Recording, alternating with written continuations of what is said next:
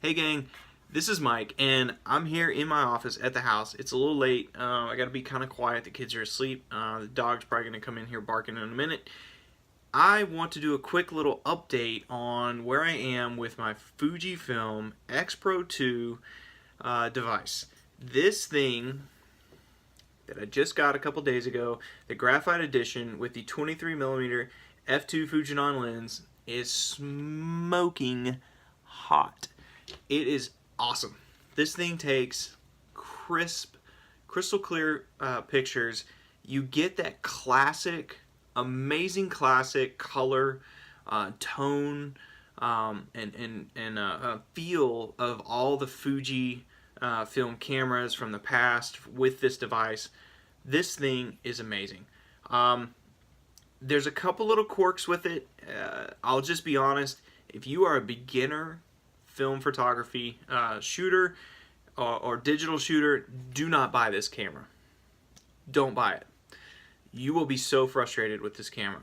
However, if you've been shooting for a while and you like rangefinders, especially if you've shot rangefinder film cameras like I have, so I've been shooting on Yashica G35s for a long time. Those are amazing little rangefinder cameras. Also, a Leica M3 of recent times. I mean, this is the holy grail of film cameras. Let's not kid ourselves here. And I'm shooting with that. When you switch to this for a digital perspective, it feels exactly like you're shooting with one of those film cameras. It is so amazing feeling. You know, you've got your f-stops here, like right on the lens. You can just work them. They're click into space. It feels so good on the hand there. You got your ISO, field speed, and so forth. Your exposure compensations and so forth here. You know, it's all right there. It's super easy to use.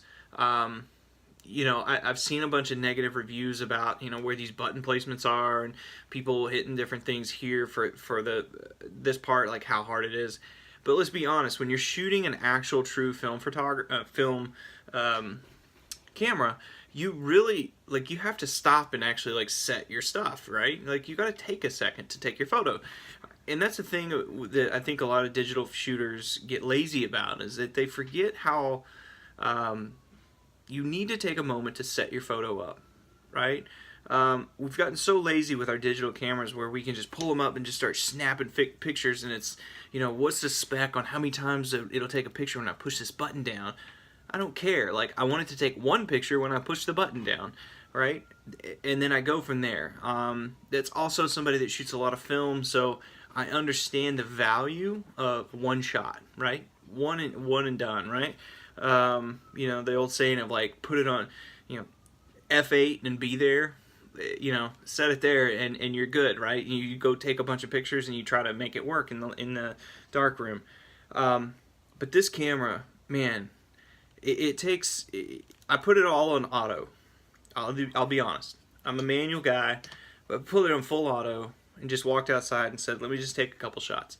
I took a couple shots and they blew me away. The Fuji colors, the tone, the feel, the texture of the photos that you get out of it is so much more realistic to my eye than any other camera out there from a digital perspective.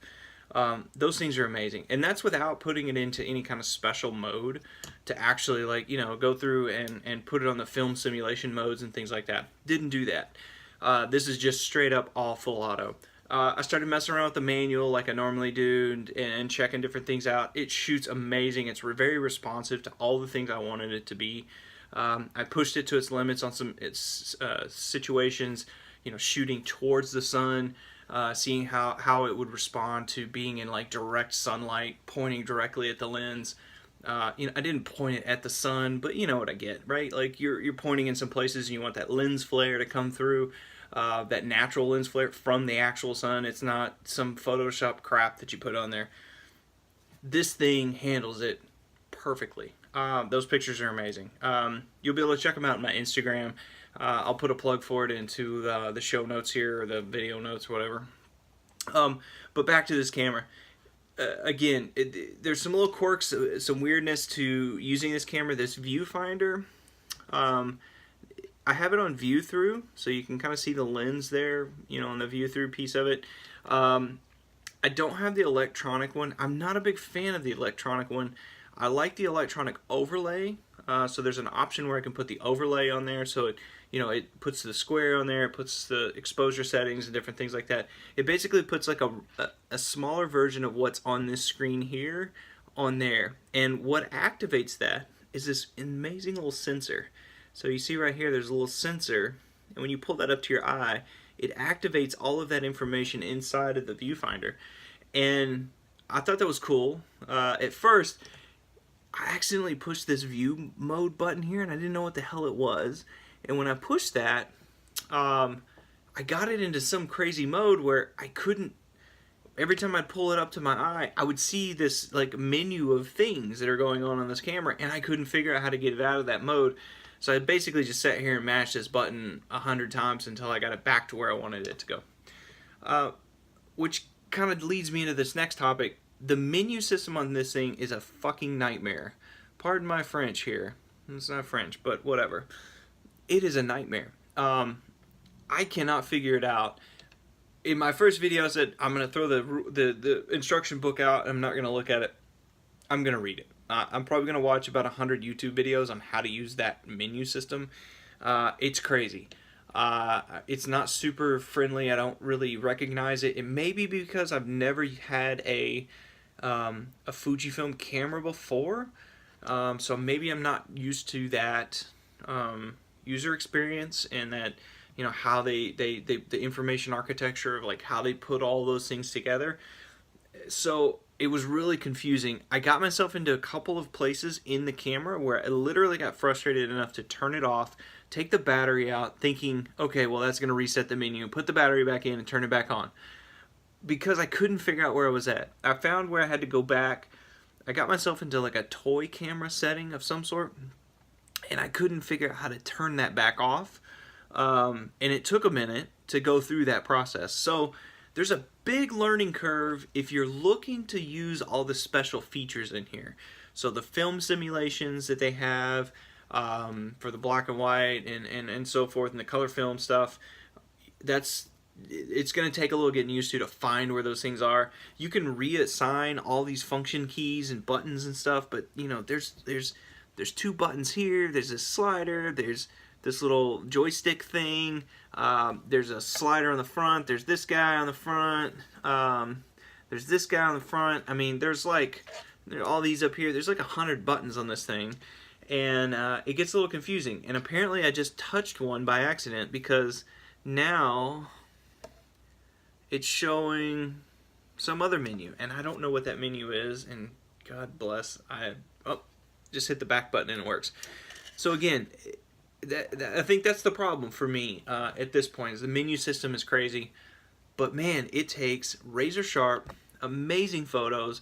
I can't wait to get more acquainted with that inner workings of, you know, how the menus work and what some of the setting pieces are. But honestly, if they took all that crap off and they just left me this, and this, I'd be totally happy, because it takes amazing photos. So I'll be back in a couple of days, hopefully with some more examples. I need to get out and shoot this a little bit more with folks, just see what happens with it. Really run it through its paces. I'm gonna really push this thing to its limits. Maybe tonight, if I can stay awake, I may go out and just try to take some pictures of the stars with it and see what happens. But other than that, man, this is a smoking bad camera. You should get it if you're a true photographer and you've got some experience with photography. This is a good solid camera. This camera is gonna last me a long time. This is a many years worth of camera. I'm not gonna have to buy a bunch of gear after this thing. This thing's gonna last a long time. So my wife is happy to hear me say that, because you know, these things are expensive. So thanks guys for watching, and if you feel like subscribing to the channel, subscribe to the channel. If not, give me a thumbs up or something like that on the video, and let me know in the comments what you like, what you don't like, because I got more of these coming. Again, I'm going to talk about my film cameras in the coming weeks. Thanks, guys.